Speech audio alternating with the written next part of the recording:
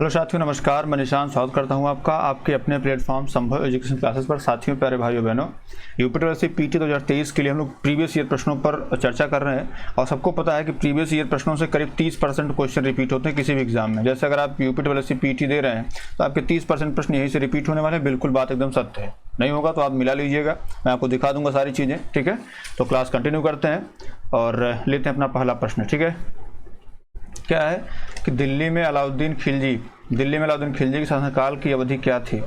Option A 1296 से 1316, option B 1286 से 1316, option C 1303 से 1334, ऑप्शन डी 1410 से 1437। बताइए सर, इसका राइट आंसर क्या हो जाएगा? देखिए, इसकी बात करते हैं तो जो दिल्ली में अलाउद्दीन खिलजी है, इसका शासनकाल ये 1296 से लेकर के 1316 तक था। खिलजी वंश का जो है ये करीब 1290 से लेकर के 1320 तक शासन था इनका। किसका? खिलजियों का। ठीक है, तो इसमें 1296 से 1316 तक जो है इसका वो था। अब इसमें देखिए है क्या कि इसका साम्राज्य अफगानिस्तान से लेकर उत्तर मध्य भारत तक फैला हुआ था।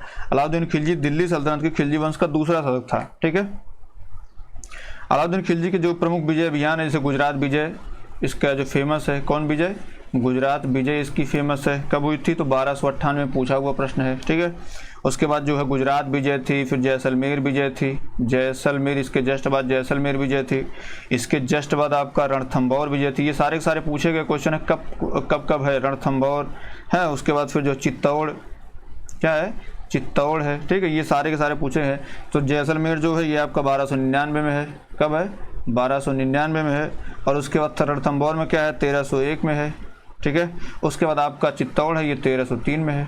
बात क्लियर है? तो ये सारे विजय इसके फेमस हैं। इसमें पूछा क्या गया है? शासनकाल की अवधि क्या थी? तो 1296 से जो है इसमें 1296 से 1316 तक था। देख लीजिए कहाँ पे है। इसमें ऑप्शन नंबर ए आपका क्या है? राइट आंसर है। ठीक है, चलिए आगे बढ़ते हैं। अगला क्या है? कितना प्रतिशत भारतीय जनसंख्या की आजीविका का प्राथमिक स्रोत कृषि है? 54%, 58%, 52% या आपका जो है ऑप्शन डी 62%। देखिए, वर्तमान में जो भारतीय जनसंख्या है उसकी आजीविका का प्राथमिक स्रोत कृषि है। रोजगार तथा आजीविका के सृजन में इसकी अधिकता के कारण कृषि को भारतीय अर्थव्यवस्था को मूल आधार, जैसे कहा जाता है ना, कृषि को भारतीय अर्थव्यवस्था का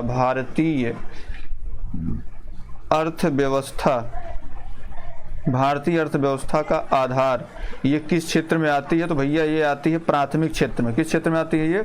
ये आती है आपके प्राथमिक क्षेत्र में। प्राथमिक क्षेत्र में ये आती है। ठीक है, प्राथमिक क्षेत्र में किसी आती है। इससे जुड़े करीब 54% लोग, पहले ये 51% था, फिर 52%, 54% हो गया है। 54% लोग जो है भारतीय जनसंख्या के वो कृषि पर आधारित हैं। ऑप्शन ए इसका राइट आंसर है। ठीक है, चलिए आगे बढ़ते हैं। तीसरा प्रश्न लेते हैं। क्या भैया? भारतीय संसद में मंत्रिमंडल के विरुद्ध अविश्वास प्रस्ताव पेश करने के लिए न्यूनतम कितने सांसदों के समर्थन की आवश्यकता होती है? Option A 100, option B 25, option C 75, option D 50। बताओ भैया राइट आंसर क्या होगा? देखिए, भारतीय संसद में जो है मंत्रिमंडल के विरुद्ध अविश्वास प्रस्ताव लाने के लिए न्यूनतम 50 सांसदों की समर्थन की आवश्यकता होती है। ध्यातव्य है कि संविधान में अविश्वास प्रस्ताव को कोई उल्लेख नहीं, किंतु भारतीय संविधान का अनुच्छेद 118 के तहत सदन को अपनी प्रक्रिया नियम बनाने का अधिकार है। तो लोकसभा के नियम 198 के तहत, जो लोकसभा का नियम उसके 198 के तहत यह प्रावधान किया गया है कि कोई भी सदस्य लोकसभा अध्यक्ष को मंत्रिमंडल या सरकार के विरुद्ध अविश्वास प्रस्ताव का नोटिस दे सकता है। शर्त इतनी है कि जो वो नोटिस हो, उस नोटिस पर जो है कितने व्यक्ति की साइन हो? 50 सांसदों की साइन हो। इस पर विवाद भी उठा था। इसमें 1-2 लोगों की संसद सदस्यता भी जाने वाली थी। तो ये सारी चीजें हैं। ठीक है, राइट आंसर आपका ऑप्शन नंबर डी हो जाएगा। चलिए, चौथा क्या है? पाल साम्राज्य भारत के किस हिस्से से संबंधित है? पश्चिमी से, पूर्वी से, दक्षिणी से या उत्तरी से? बताओ भैया, पाल वंश जो है किस, पाल साम्राज्य कहाँ से संबंधित? जो पाल साम्राज्य का विकास है वो भारत का, जैसे ये अपना भारत है। ठीक है, ये अपना भारत है। ठीक है, तो पूछा जाता है कि जो इधर है, तो ये आपका पूर्वी हो गया, ये आपका पश्चिमी है। सॉरी ये आपका उत्तरी है, ये आपका पूर्वी है, ये आपका उत्तरी, ये आपका दक्षिणी है। तो जो पाल है, तो पाल साम्राज्य का विस्तार जो है ये भारत के पूर्वी हिस्से में था, ठीक है, पूर्वी हिस्से में था। पाल साम्राज्य मध्यकालीन भारत का महत्वपूर्ण राजवंश था, जो कि 1700 इसका जो शासनकाल था वो करीब 750 से लेकर के 1174 ईस्वी तक यहाँ पे चला था। इस साम्राज्य की स्थापना जो है, जैसे पूछा जाए कि पाल साम्राज्य के संस्थापक, पाल साम्राज्य के संस्थापक अगर आपसे पूछ लिया जाए तो पाल साम्राज्य के संस्थापक जो थे वो थे आपके गोपाल। कौन थे? गोपाल थे, ठीक है। पाल वंश का सबसे महान शासक अगर आपसे पूछे, कौन महान शासक अगर आपसे पूछे, पाल वंश का सबसे महान शासक अगर आपसे पूछे तो ये थे धर्मपाल। कौन थे? धर्मपाल। क्यों थे? क्योंकि इन्होंने किसकी स्थापना की थी? विक्रमशिला विश्वविद्यालय की स्थापना की थी। किसकी? विक्रमशिला विश्वविद्यालय की स्थापना किसने करी थी? धर्मपाल ने करी थी। पाल वंश का महानतम शासक था, ठीक है। तो भैया इसमें राइट आंसर क्या हो जाएगा? ऑप्शन नंबर बी सही हो जाएगा। चलिए आगे बढ़ते हैं। पांचवा क्या भैया? खिज्र खान निम्नलिखित में से एक इस राजवंश संबंधित है। गुलाम वंश, खिलजी वंश, सैयद वंश या शाह वंश? बताओ भैया इसमें राइट आंसर क्या हो जाएगा? खिज्र खान जो है वो किससे संबंधित? देखिए खिज्र खान जो है वो दिल्ली सल्तनत का शासक हुआ करता था, ठीक है। और यह खिज्र खान ही जो है दिल्ली सल्तनत में सैयद वंश का संस्थापक था। क्या था? खिलजी जो सैयद वंश था इसका संस्थापक था। खिलजी वंश का तो था नहीं, गुलाम वंश का भी नहीं था, ठीक है, शाह वंश का भी नहीं था। और इसने जो है मंगोल आक्रमणकारी तैमूर को सहयोग भी प्रदान किया था। बदले में तैमूर ने इसे लाहौर, मुल्तान, दीपालपुर की सूबेदारी भी सौंपी थी, ठीक है। और ज्ञातव्य है कि खिज्र खान ने सुल्तान की उपाधि धारण नहीं की, बल्कि यह रैयत आला उपाधि धारण किया था। जो संस्थापक था कौन? खिज्र खान। ये जो है सुल्तान की उपाधि नहीं धारण किया था, ये क्या किया था? रैयत आला, रैयत ए आला की उपाधि से ये जो है अपने गद्दी पर विराजमान था, ठीक है। इसका राइट आंसर जो आपका हो जाएगा ऑप्शन नंबर सी हो जाएगा मेरे दोस्त। चलिए आगे बढ़ते हैं। छठा नंबर, ग्रीनलैंड कहाँ स्थित है? दक्षिणी प्रशांत में, हिंद महासागर में, कैरेबियन सागर में, उत्तरी अटलांटिक में? बताओ भैया। ये हो सकता है यूपी आपके पीटी में आ ही जाए। तो ग्रीनलैंड जो है, ग्रीनलैंड इसके बारे में जान लीजिए। यह दुनिया का सबसे बड़ा द्वीप है, दुनिया का सबसे बड़ा द्वीप है, ठीक है। यह उत्तरी अमेरिका और यूरोप के बीच में स्थित है। ये उत्तरी अमेरिका है और ये यूरोप, इसी के बीच में ग्रीनलैंड द्वीप अवस्थित है। और ये जगह क्या कहलाती है? तो भैया ये कहलाती है आपकी उत्तरी अटलांटिक सागर, ठीक है। इसमें राइट आंसर क्या है? ग्रीनलैंड जो है उत्तरी अटलांटिक सागर में स्थित है, ठीक है। चलिए आगे बढ़ते हैं। तो भैया जीएसटी दिवस कब मनाया जाता है? 1 जुलाई को मनाया जाता है, 11 मई को मनाया जाता है, 1 दिसंबर को मनाया जाता है, 14 नवंबर को। देखो भैया जीएसटी दिवस की बात करें तो जीएसटी जो है, GST goods and service tax, ठीक है, ये कब लागू हुआ भारत में? तो 1 जुलाई 2017 को लागू हुआ है, ठीक है। देखिए 1 जुलाई 2017 को लागू हुआ, तो इसी 1 जुलाई को जो है जीएसटी दिवस मनाया जाना शुरू हो जाएगा, ठीक है। इसी को शुरू हो गया मनाना। अब देखिए है क्या, जैसे इसमें आपका इसमें राइट आंसर क्या हो जाएगा? आपका सही हो जाएगा ए, ठीक है। ये 1 दिसंबर की बात कर लेते हैं तो इसमें जो है ये आपका एड्स दिवस मनाया जाता है। क्या? एड्स दिवस मनाया जाता है। 14 नवंबर को बाल दिवस मनाया जाता है। क्या मनाया जाता है? बाल दिवस मनाया जाता है। बात क्लियर है? अभी 12 मई होता तो आपका नर्स डे हो जाता। कौन सा? नर्स दिवस हो जाता, ठीक। 12 मई होता तो इसमें राइट आंसर आपको हो जाएगा 1 जुलाई। जैसे जीएसटी की बात कर लेते तो जीएसटी जो है, जीएसटी का जो जीएसटी काउंसिल के जो अध्यक्ष होते हैं, जीएसटी अध्यक्ष ये होते हैं आपके वित्त मंत्री होते हैं। कौन होते हैं? वित्त मंत्री होते हैं। बात क्लियर है? जो इसका जैसे अब बात करते हैं अगर जीएसटी के, तो जीएसटी में टैक्स कितने टाइप प्रकार के हैं? तो जाहिर सी बात है 3 प्रकार। एक होता है एसजीएसटी, एक होता है आपका सीजीएसटी और एक होता है सीजीएसटी, एसजीएसटी जैसे। फिर उसके बाद जो है ईजीएसटी होता है, ठीक है। आईजीएसटी होता है, इंटीग्रेटेड जीएसटी होता है। तो इसमें आपका 3 ऑप्शन, इसमें ये होता है CSIC, ये होता है इंटीग्रेटेड जीएसटी, सीजीएसटी, आईजीएसटी ये होता है, ठीक है। तो ये ऑप्शन हो जाता है। चलिए आगे बढ़ते हैं। 8वां नंबर क्या भैया? 12वीं शताब्दी के आरंभ में दिल्ली पर किसका शासन था? तोमर वंश का था, खिलजी वंश का था, सैयद वंश का था या तुगलक वंश का था? बताओ भैया किसका था इसका? देखिए अगर आपसे पूछा जाए कि भैया दिल्ली में जो आरंभ में किसका शासन था, तो भैया दिल्ली की स्थापना जो है किसने करी थी? हम लोग सब जानते हैं दिल्ली की स्थापना जो है तोमर वंश के शासकों ने करी थी। किसने करी थी? तो तोमर वंश का शासक था अनंगपाल। अनंगपाल, इसने ही दिल्ली की स्थापना करी। तो जाहिर सी बात है दिल्ली पर पहला शासन किसका होगा, तो तोमर वंश का था। ये कब से, ये 12वीं शताब्दी में ही आ गए थे, ठीक है। हालांकि ये लोग तो बाद में आए, जैसे खिलजी आए, सैयद आए, हम लोग पढ़ते भी हैं गुलाब खिला तोड़ा सैयद लोदी ने, ठीक है। तो इसे पूछता क्रम गुलाम वंश, खिलजी वंश, तुगलक वंश, सैयद वंश तब आए। तो ये तो बहुत बाद में आए, सारे के सारे बाद में आए हुए हैं। सबसे पहले कौन आया, तोमर वंश आया, ठीक है। चलिए आगे बढ़ते हैं भैया। 9वां, निम्नलिखित में से कौन सा उच्चतम पर्वत शिखर गैर एशियाड है। किलिमंजारो है, एल्ब्रुस है, मैकेनली पर्वत है, ओकांगुआ है। बताओ भैया। इसमें देखिए हम अगर बात करें किसकी, अगर हम जैसे किलिमंजारो की बात कर लेते हैं, किसकी जैसे अब इसमें प्रमुख पर्वत श्रृंखला जो है, जैसे आप किलिमंजारो की बात कर लें, फिर आप जो है एल्ब्रुस पर्वत की बात कर लें, है ना। ये सारे के सारे जो है ये एशिया के हैं। किलिमंजारो हो गया, एल्ब्रुस हो गया, मैकेनली हो गया, ये सारे के सारे जो है एशिया के हैं, ठीक है। एशिया के बाहर जो सबसे ऊंचा पर्वत शिखर है माउंट एकांगुआ, वो कहाँ पे है, वो आपका अर्जेंटीना में है। कहाँ पे है, अर्जेंटीना घास के मैदान के लिए प्रसिद्ध है। अर्जेंटीना में कौन सा पाया जाता है, तो अर्जेंटीना में ही पंपास घास का मैदान पाया जाता है। पंपास घास का मैदान पाया जाता है मेरे दोस्त, यहीं पे, ठीक है। और ये तीनों के तीनों कहाँ पे है, ये तीनों के तीनों आपके एशिया में है। बात क्लियर है, इतनी बात क्लियर है, ठीक है।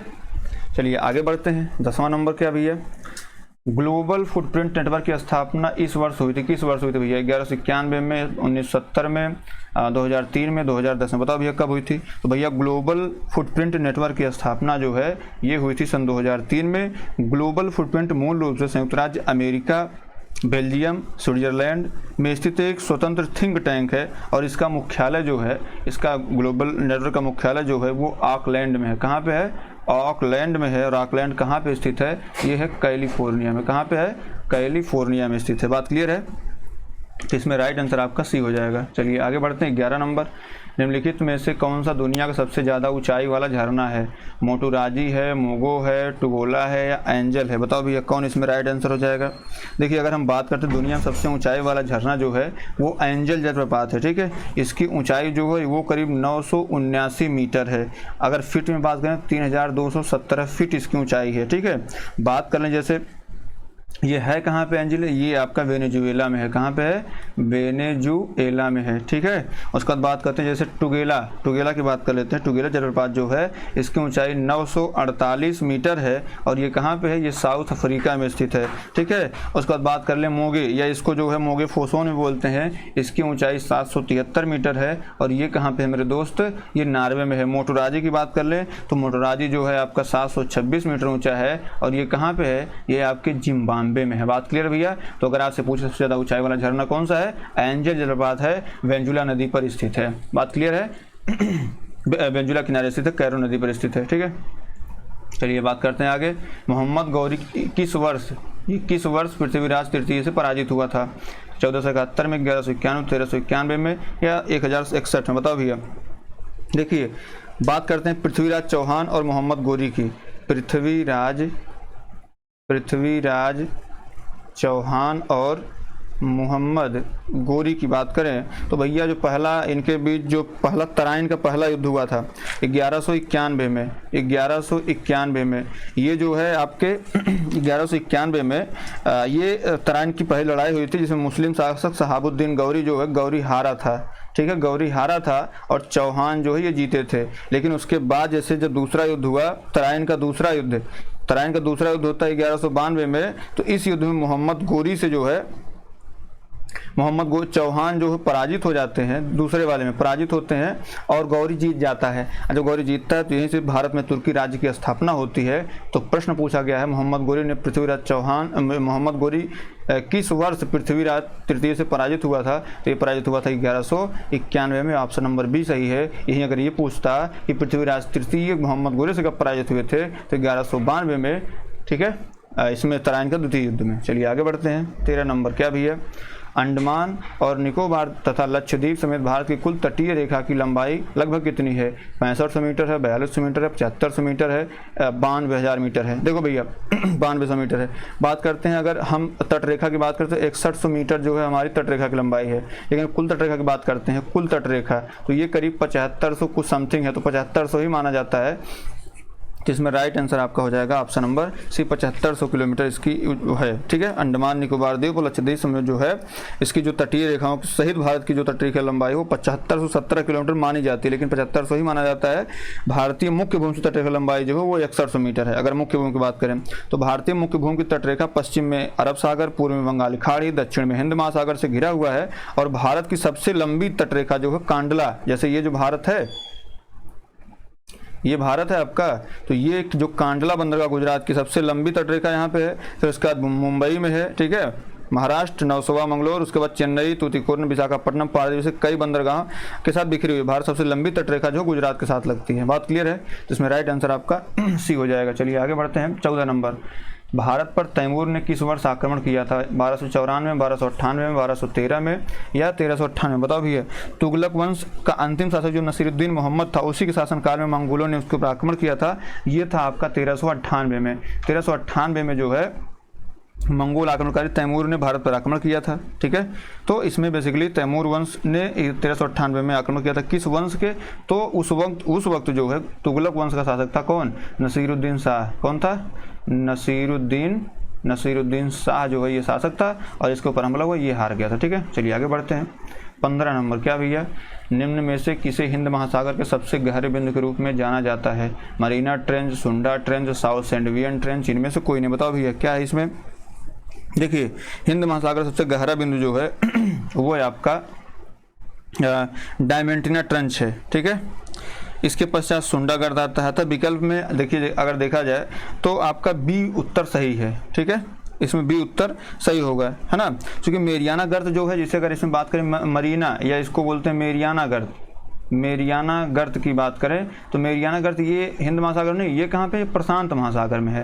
प्रशांत महासागर में, प्रशांत महासागर से गहरा बिंदु जो है मेरियाना गर्त है। लेकिन अगर हिंद महासागर की बात करें तो ये दूसरे नंबर का है सुंडा। पहले नंबर क्या आता है भैया? तो पहले नंबर डायमेंटिना आता है। क्या आता है? डायमेंटिना आता है। बात क्लियर है? इतनी बात क्लियर है? इसमें राइट आंसर जो हो जाएगा वो आपका हो जाएगा option number B, Sunda trench हो जाएगा। ठीक है मेरे दोस्त, चलिए आगे बढ़ते हैं। बुद्धों के लिए उत्तर प्रदेश में सारनाथ क्यों महत्वपूर्ण है? भगवान बुद्ध ने सारनाथ में ज्ञान प्राप्त किया था। भगवान बुद्ध का जन्म सारनाथ में हुआ था। भगवान बुद्ध का सारनाथ में वहाँ पर निर्माण हुआ था। ज्ञान प्राप्त होने के बाद गौतम बुद्ध ने सारनाथ में पहली बार उपदेश दिया था। देखो भैया, सारनाथ में ज्ञान यहाँ नहीं प्राप्त हुआ था, ज्ञान प्राप्त हुआ था बोध गया में। ठीक है, बोध गया में ज्ञान प्राप्त हुआ था। जन्म कहाँ हुआ था? तो भैया इनका जन्म जो है ये हुआ था बिहार में। ठीक है, इनका जन्म जो है बिहार में हुआ था। बिहार में, ये सारनाथ में जन्म ही नहीं हुआ था इनका। हाँ, तो ये सारी चीज़ें हैं जो है। अब इसमें भगवान बुद्ध सारनाथ में महापरिनिर्वाण, तो ये सारनाथ महापरिनिर्वाण नहीं, इनका हुआ था देवरिया में महापरिनिर्वाण। क्या हुआ था? देवरिया में हुआ था। ठीक है, देवरिया में महापरिनिर्वाण हुआ था। कुशीनारा बोलते हैं। क्या बोलते हैं? कुशीनारा बोलते हैं। ठीक है, कुशीनारा बोलते हैं। अब इनका जन्म जो है कपिलवस्तु में हुआ था। हाँ, याद आ गया, कपिलवस्तु में इनका जन्म हुआ था। मृत्यु जो हुई थी कुशीनारा में हुई थी। ठीक है, और बोधगया में ज्ञान प्राप्त हुआ था। इन्होंने पहला उपदेश जो है ये दिया था यहाँ पे, तो इसमें ऑप्शन नंबर जो है आपका डी सही हो जाएगा। ठीक है सर, चलिए आगे बढ़ते हैं। 17 नंबर, क्या भैया? अवध के निम्नलिखित में से किस नवाब ने लखनऊ में बड़ा इमामबाड़ा बनवाया था? Option A Asafuddaula, option B Asif Jahan Mirza, option C Shujauddaula, option D इनमें से कोई नहीं। देखिए, अगर हम बड़े इमामबाड़ा की बात करते हैं तो बड़ा इमामबाड़ा जो निर्मित हुआ था वो 1784 ईस्वी में निर्मित हुआ था। ठीक है, और इसको बनवाने वाला जो था वो था आपका असफाउद्दौला। असफाउद्दौला जो है 1784 में बाढ़ अकाल आया था, तो इससे निपटने के लिए अपने लोगों के लिए इसने बड़ा इमामबाड़ा जो है ये बनवाया था कि साहब इसमें लोग काम करेंगे, हम उनको मजदूरी देंगे, उनका काम भी चलेगा और हमारा एक निर्माण भी तैयार हो जाएगा। ठीक है, तो इसमें लिए बनाया था। ठीक है, चलिए आगे बढ़ते हैं। 18 नंबर, प्रसिद्ध संगीतकार उस्ताद बिस्मिल्लाह खां किस संगीत वाद्य यंत्र से संबंधित है? तबला से, बांसुरी से, सितार से या शहनाई से? बताइए इसका राइट आंसर क्या हो जाएगा। देखिए, हम अगर बात करें जैसे अलग अलग बात कर लेते हैं कि जैसे सितार वादक पूछा गया, जैसे ये आपका पहले तबला वादक देख लेते हैं, ठीक है। तो अगर हम जैसे तबला वादक की बात करते हैं तो इसमें जो मेन आते हैं वो आते हैं जाकिर हुसैन। कौन आते हैं? ये आते हैं जाकिर हुसैन। जाकिर हुसैन क्या है? तबला वादक हैं, ठीक है। इसमें कुछ एक और नाम लिख लीजिए, गुदई महाराज लिख लीजिए, गुदई महाराज का नाम लिख लीजिए, ये भी आते हैं इसमें, ठीक है। किशन महाराज, सुखविंदर सिंह आते हैं। बांसुरी की बात करें इसमें पन्नालाल घोष प्रमुख नाम है, पन्नालाल घोष। और उसके बाद आते हैं आपके हरिप्रसाद चौरसिया। कौन आते हैं? हरिप्रसाद चौरसिया आते हैं बांसुरी में, ठीक है। शहनाई की बात कर लेते हैं भैया। शहनाई में आपके बिस्मिल्लाह खां आते हैं, सबसे फेमस नाम बिस्मिल्लाह खां आते हैं। बात करते हैं सितार की, तो सितार वादक आपके पंडित रविशंकर जो है ये सितार वादक हैं, ठीक है। पंडित रविशंकर जो है ये सितार वादक हैं, पंडित रविशंकर सितार वादक हैं, ठीक है। पूछा क्या है? उस्ताद बिस्मिल्लाह खां, ठीक है। तो उस्ताद बिस्मिल्लाह खां जो है ये आपके शहनाई संबंधित है। ऑप्शन नंबर डी क्या है इसका? राइट आंसर हो जाएगा। चलिए आगे बढ़ते हैं। अगला क्या भैया? गोस्वामी तुलसीदास द्वारा लिखे गए रामचरितमानस का सबसे लंबा अध्याय कौन सा? ये कम से कम 7वीं बार आया है जब से हम लोग प्रैक्टिस कर रहे हैं। बालकांड, अयोध्याकांड, उत्तरकांड, लंकाकांड। बताओ भैया इसमें राइट आंसर क्या हो जाएगा? देखिए रामचरितमानस में 7 अध्याय हैं, कुल 7 अध्याय। सबसे पहले है बालकांड, ठीक है। इसमें 361 दोहे हैं। उसके बाद जो है अयोध्या कांड आता है। बालकांड के बाद अयोध्या कांड, इसमें जो है 326 दोहे हैं। कितने? 326 दोहे हैं। और उसके बाद आपका आता है अरण्य कांड। क्या आता है? अरण्य कांड। इसमें अरण्य कांड में करीब 46 दोहे हैं। और उसके बाद आता है आपका किष्किंधा कांड। कौन आता है? किष्किंधा कांड आता है। किष्किंधा कांड में क्या है? इसमें 30 दोहे हैं, ठीक है। उसके बाद आपका आता है सुंदर कांड। क्या आता है? सुंदर कांड आता है। और सुंदर कांड में करीब 60 दोहे हैं, ठीक है। उसके बाद आपका आता है लंका कांड। क्या आता है? लंका कांड आता है। और लंका कांड में करीब 121 दोहे हैं। और सब इसमें सबसे अंत में आता है आपका उत्तरकांड। क्या आता है? उत्तरकांड आता है। और उत्तरकांड में कितने दोहे हैं? 130 दोहे हैं। सबसे छोटा अगर कोई आपसे पूछेगा तो आप बताइए किष्किंधा कांड है, और सबसे बड़ा जो है वो बालकांड है। तो सबसे बड़ा कौन सा भैया? सबसे बड़ा आपका है बालकांड। ऑप्शन ए क्या है आपका? सही हो जाएगा। चलिए आगे बढ़ते हैं। 20वां नंबर बताओ भैया, बीजक पुस्तक के लेखक कौन है? रविदास हैं, सूरदास हैं, कबीरदास हैं या विद्यापति हैं? बताओ भैया। देखिए बात करते हैं इसमें विद्यापति की पहले बात कर लेते हैं। तो इन्होंने लिखा कीर्तिलता। क्या लिखा है? कीर्तिलता। उसके बाद लिखा है इन्होंने कीर्ति पताका। क्या लिखा है इन्होंने?